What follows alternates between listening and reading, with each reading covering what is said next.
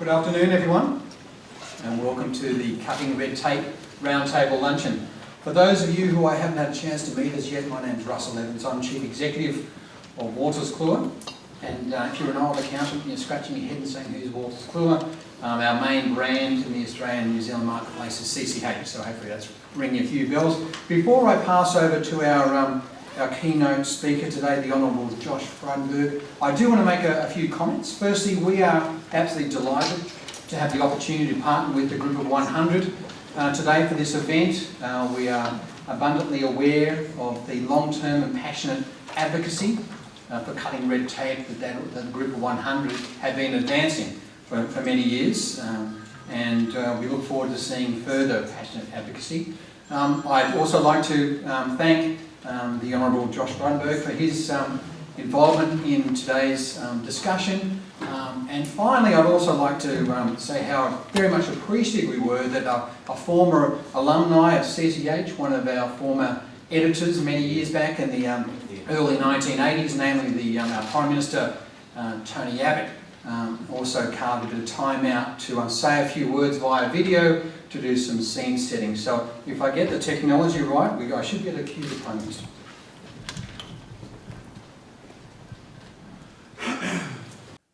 I send my best wishes to CCH as you consider the government's deregulation agenda. Yesterday, the Parliament held the first ever Red Tape Repeal Day. Over 10,000 unnecessary and redundant regulations and laws were scrapped, and that will save Australians over $700 million a year every year. Cutting red tape is a sign that this government and this Parliament want Australians, individually and in the community, to have more control over our own lives. So I encourage CCH to be part of this work, identifying unproductive red tape and ensuring that we have better regulation with lower costs and less duplication. There will be many more repeal days, and that means many more roundtables such as this. Please join me in welcoming the Honourable Josh Frydenberg.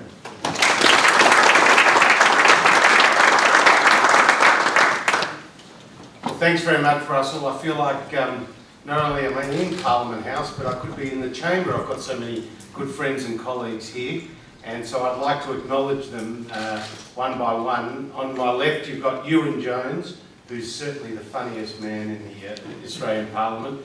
Next to him is Zed Sersalsa, who's the newest member of the Parliament, having joined from the ACT into the Senate. Wyatt Roy, the member for Longman, who's the youngest member in the Australian Parliament and was never born at the time that the Labor Party last delivered a budget surplus, which he's had a lot of fun in the House on.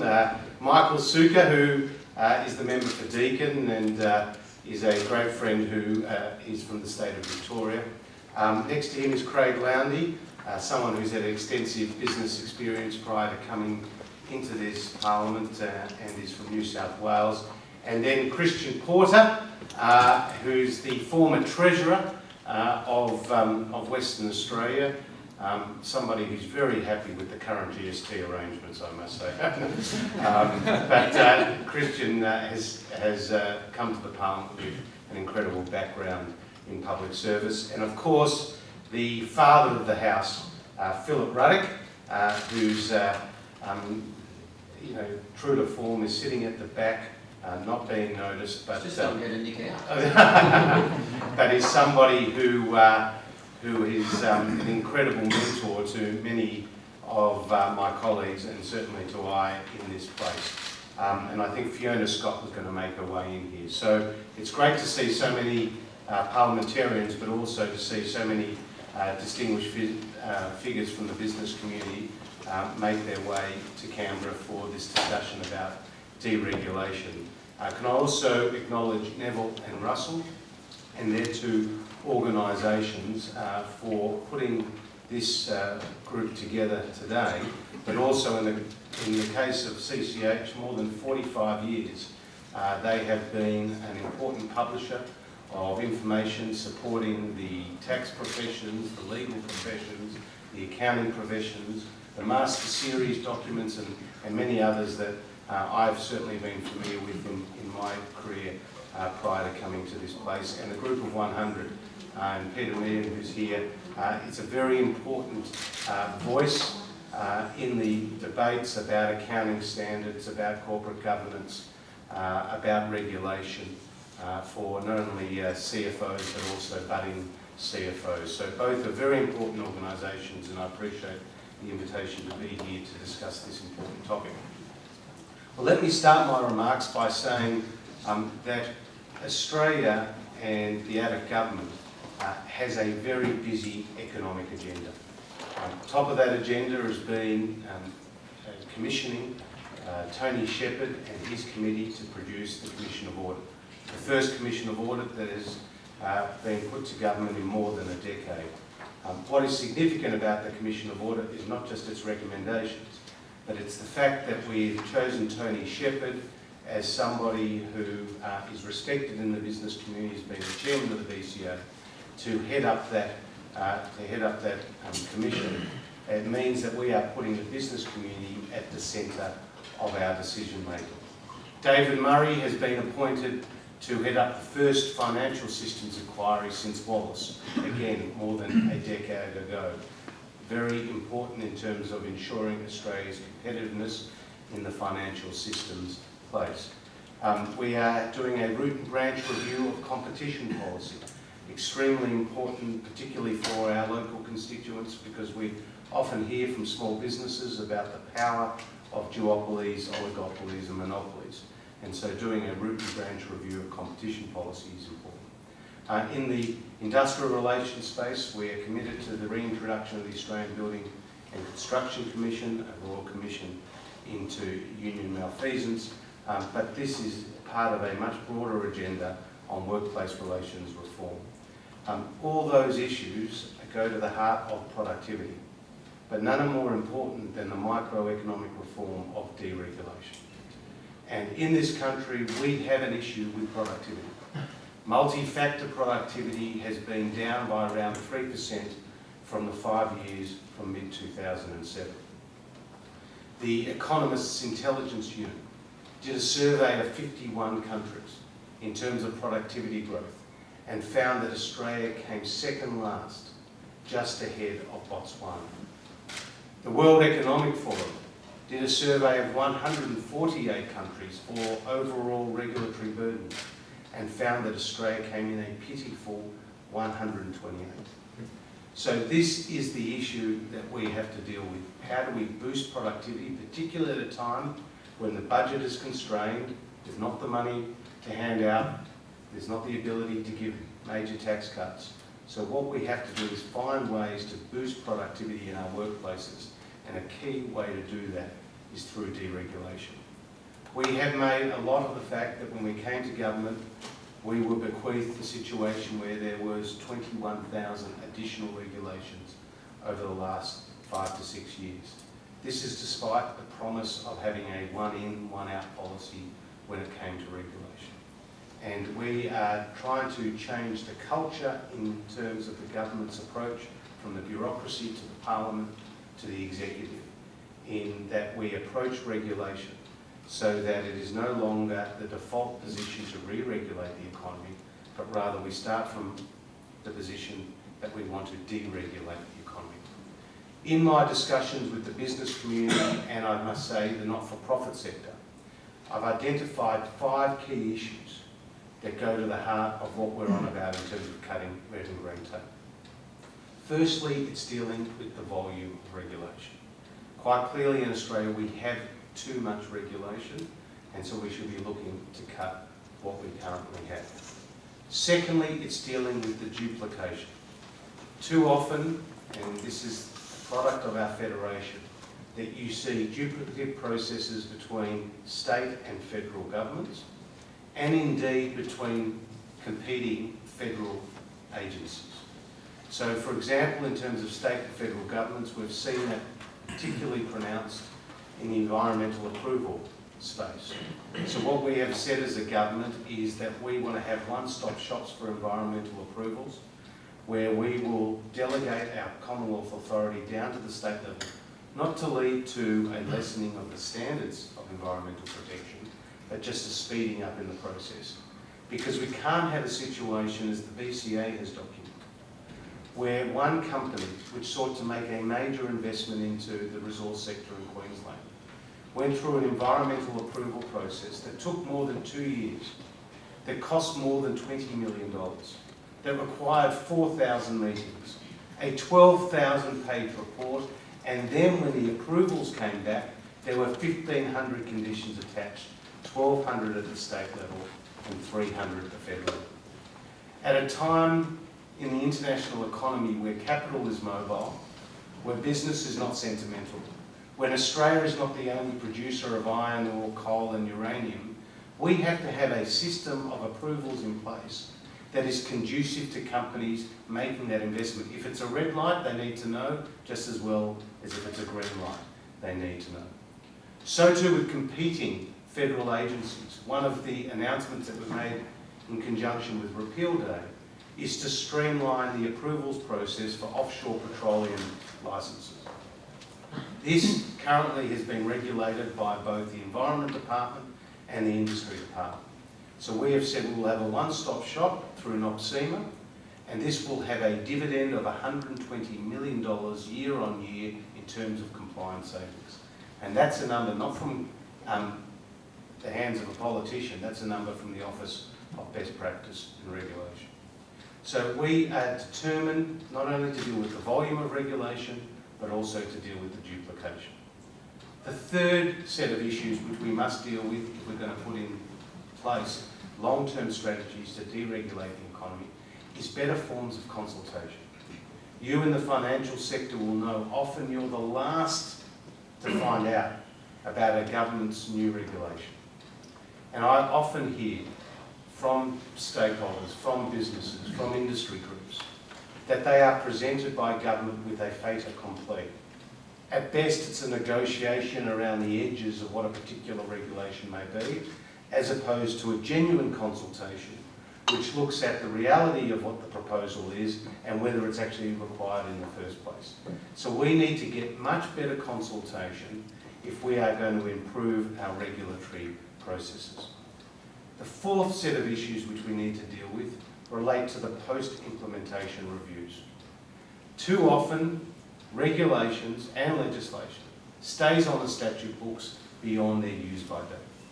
And we've seen that today in the past week when we've got rid of more than 10,000 redundant regulations and legislations. We want to see mandatory post-implementation reviews within 5 years of regulations and a greater use of sunset clauses, because it's much more effective to renew a regulation than to leave it with a lot of ineffective regulations on the statute books for time that they're no longer required. So this has to be a real area of focus. And the fifth and final area where we must pay attention as part of the deregulation agenda relates to the role of the regulators. The Commonwealth has 75 external regulators, some very big like the ATO, others are quite small, and 68 internal regulators.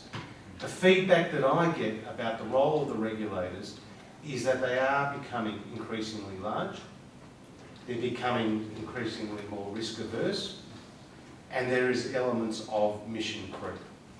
This is not something which is just particular to Australia. Tony Blair has talked about it in the British context as well. So we really need to define the role of the regulators and to ensure that they understand that they must get the balance right between risk and cost. Because at the heart of deregulation is a better conception of risk.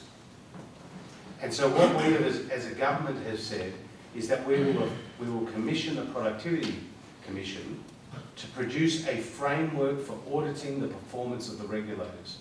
And the Productivity Commission gave us this report recently and we published it last Wednesday. And it's up on our cuttingredtape.gov.au website.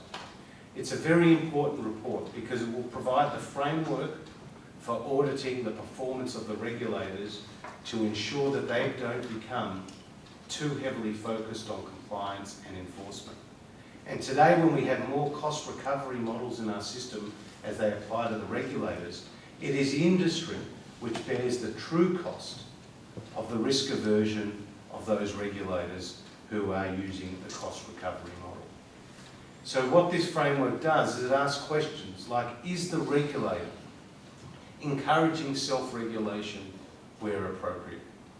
Does the regulator have good relationships and regular contact with the key stakeholders, the businesses that they are most in touch with? Does the regulator distinguish between the roles of licensing and advice from the roles of enforcement and compliance, which would be consistent with good governance?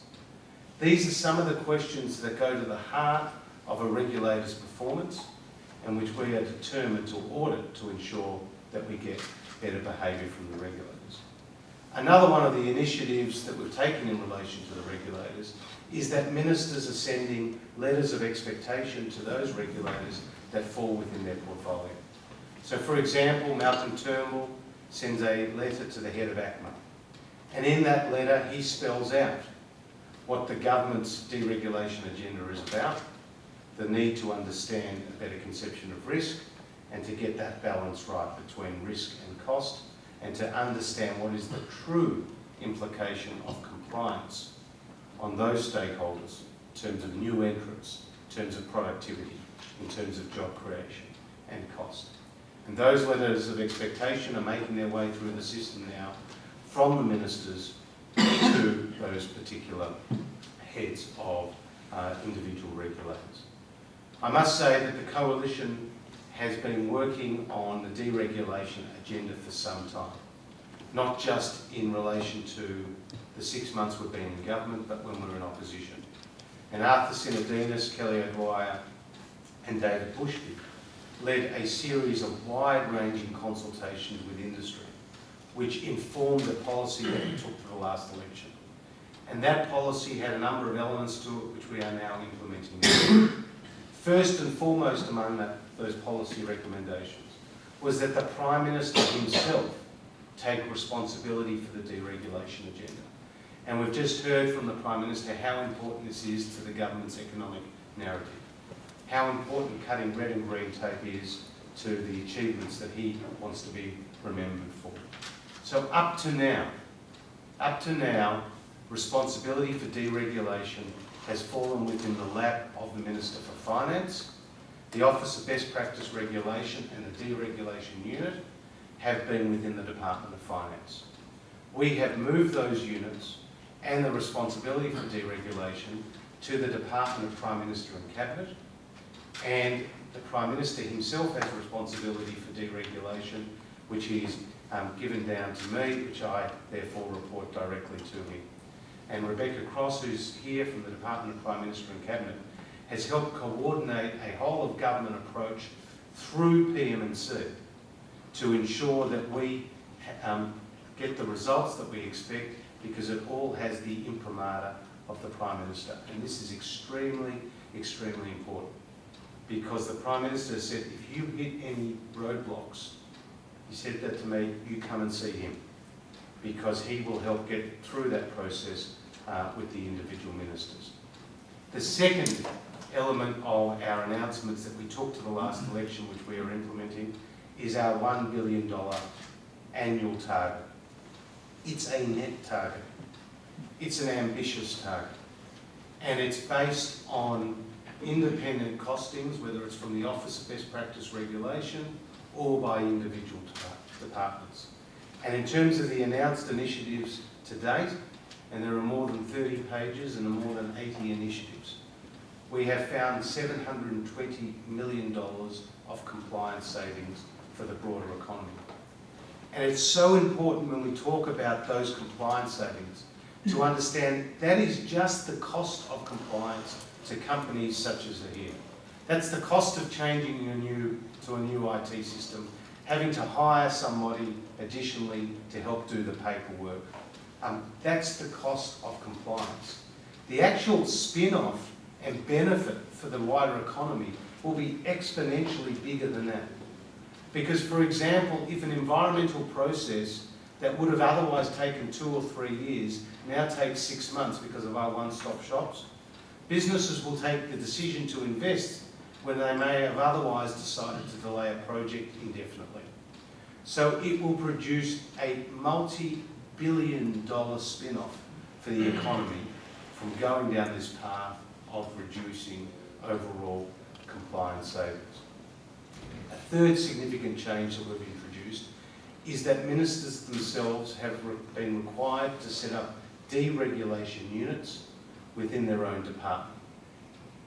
Staffed by a senior public servant, these deregulation units are responsible for doing a whole of department audit of the regulations that they are responsible for, and working with a ministerial advisory committee which brings in people from the not-for-profit and business sectors to give advice to the minister on which particular regulations could be cut, removed or changed. So we are trying to draw on the best possible advice from outside the department so that the minister can get on with the job of cutting red and green tape. A fourth significant change, which I think goes to the heart of this agenda, is that we have tried to change the incentives for the public servants about regulation. It's the same for public servants as it is for politicians. Our incentives are to protect our backs. Our incentives are to ensure there's no health scandal, to ensure there's no financial collapse. So that will naturally breed a risk aversion, a decision to try to eliminate risk, especially if you are responding to an existing crisis or you are trying to preempt a future crisis. What we have said about those particular incentives is we want to turn them around by saying to the public servants, you will now be judged by your performance in cutting red and green tape as opposed to introducing new red and green tape. So a key KPI now for the public service and the senior levels is how successful are you in cutting red tape, and your remuneration and your promotions will actually depend on that. And I think that is extremely important in the context of what we're doing. I just want to finish by just saying a few words about the repeal day that has just been. So last Wednesday, we introduced into the House more than a dozen bills, which cumulatively will help reduce overall regulation compliance by more than $700 million. We'll get rid of more than 10,000 redundant legislation and regulations and remove more than 50,000 pages from the statute books. The changes that we have been focused on can fall into 3 key themes. Firstly, it's the duplication, and I mentioned some in the environmental space. Another significant reform we introduced into the Parliament is to the Comcare scheme. For those of you whose businesses operate across state boundaries, you have been prevented, unless you've been in competition with an existing statutory authority or former statutory authority, from entering into the Commonwealth's Comcare scheme. Instead, you've had to enter into separate workers' comp schemes in each particular state that you operate. We are now opening up the doors to Comcare to self-insure, which will have a more than $30 million dividend for the industries and for the businesses that are now going to enter into that Comcare scheme. Building certification for the aged care space.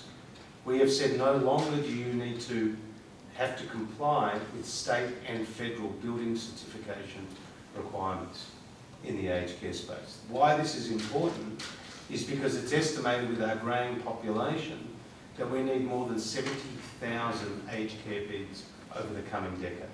So we need to get the incentives in place for the private sector to help build those beds, and one of the ways to do that is to remove overlapping duplication and compliance. A second key theme in our deregulation initiatives relates to streamlining existing requirements. And one of those examples is the Personal Property and Security Act, which is a requirement that all companies that hire out serial numbered goods for more than 90 days have to register with a federal agency and pay a fee attached. We have found, compared to comparable jurisdictions, this was much more onerous. The 90-day threshold did not compare to the 1-year threshold in Canada and New Zealand, so we've made changes there. The not-for-profit sector has also been subject to huge amounts of compliance. The Brotherhood of St Lawrence conduct a $100 million educational program called HIPPY, which provides support to disadvantaged families to help get their kids to school. Would you believe that the Brotherhood of St Lawrence have had to report to the Federal Education Department in detail on a monthly basis? They cannot put out a piece of paper, not one, to any of their subcontracted organisations without getting approval from the Central Education Department. We have said that is ridiculous, so you can now move to quarterly reporting and we can streamline some of those other requirements. That will save the Brotherhood of St Lawrence $500,000 a year. And finally, the third element of our Repeal Day initiatives that we've announced so far relate to just getting rid of silly regulations. And you may have heard some of our references in the media to the fact that if you are bringing a movie into Australia that is in 2D, 3D, DVD and Blu-ray, you require 4 separate classifications. So we've said clearly that is unnecessary. Or a job service provider who currently has had to keep hard copies of all their job applications. So we found one job service provider that had 336 cabinets full of job applications. We've said if you can store these electronically online, that should be enough. Or our farmers that are exporting potatoes to Korea.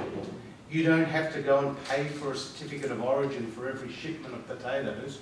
You can self-certify like an Australian farmer that exports to the United States under the current FTA we have with that country.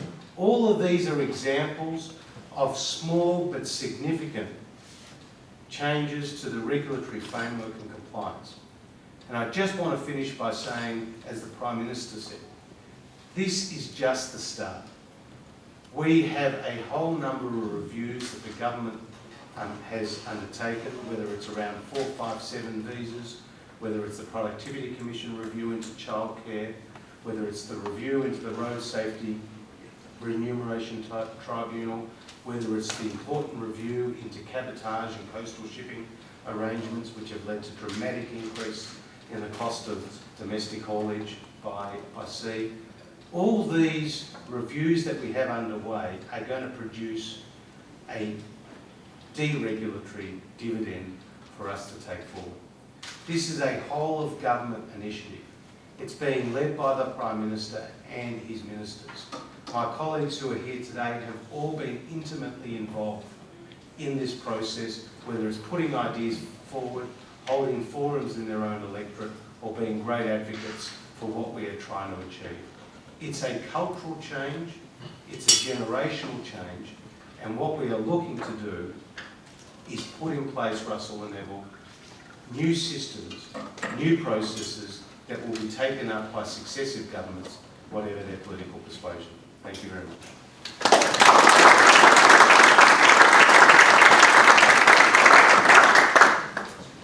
Okay, as I think as most of us would know, over many years the Group of 100 have been very passionate in advancing the cause to cut both red and green tape. And they've been doing that with the goal of improving the ability of large Australian organisations and small Australian organisations to compete on the global stage, to improve local productivity, and at the same time improve our level of innovation and to grow jobs. So I'd like to ask Neville Mitchell, the National President in the Group of 100, to respond to those comments from Josh.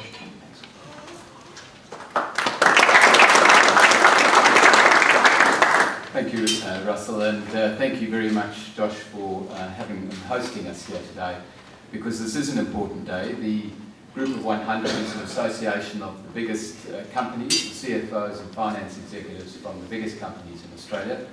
Together we represent about 75% of the market cap of listed companies, and as CFOs we're very much on the pointy end of a lot of this regulation. So this is a matter that's very dear to our heart and where we actually get tied up a lot. So this is very relevant for us, and thank you for hosting it today together with Heather and CCH, so thank you.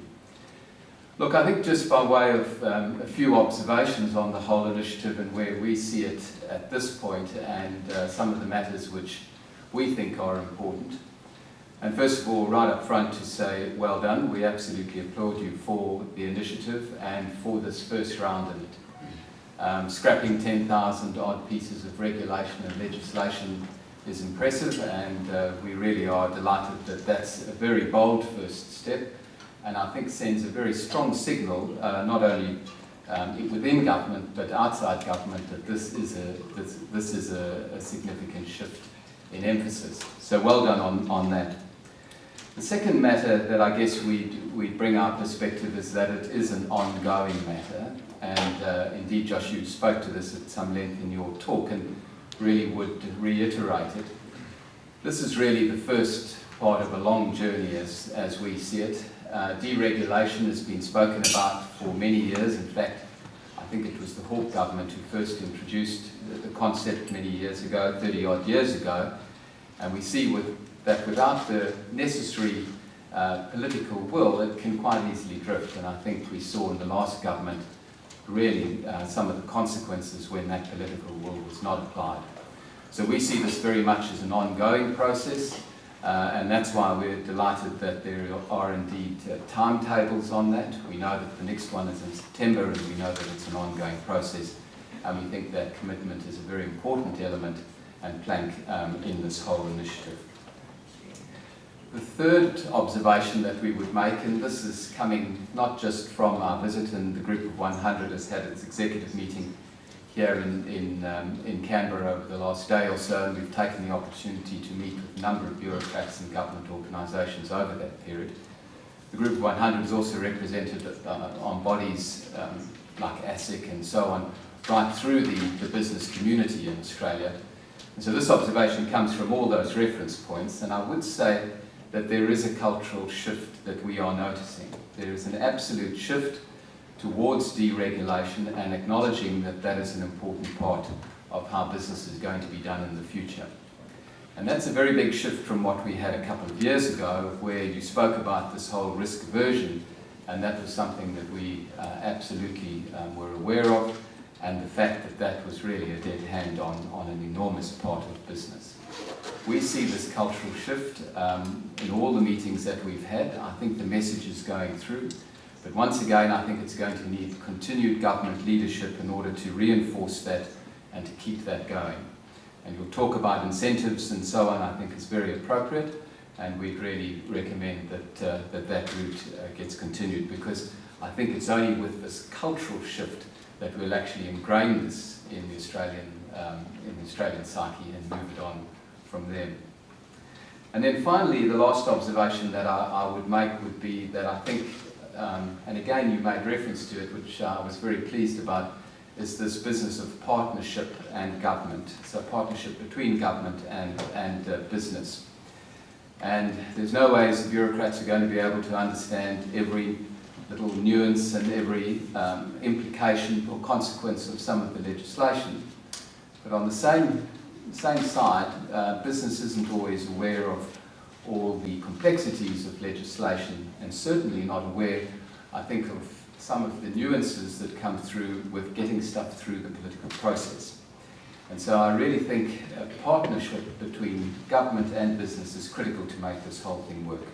And so again, I was really delighted that you raised that and highlighted that in your talk.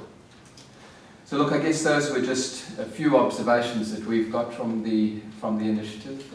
We really do welcome it. It's an area, as I've said, which we're deeply involved in. Our membership has got groups that we've put together, and indeed are continuing to look at a number of the initiatives which we believe can feed into the next one and then going forward, because we're very, very supportive of it. So thank you, Josh, for today, and thank you for your energy in the initiative.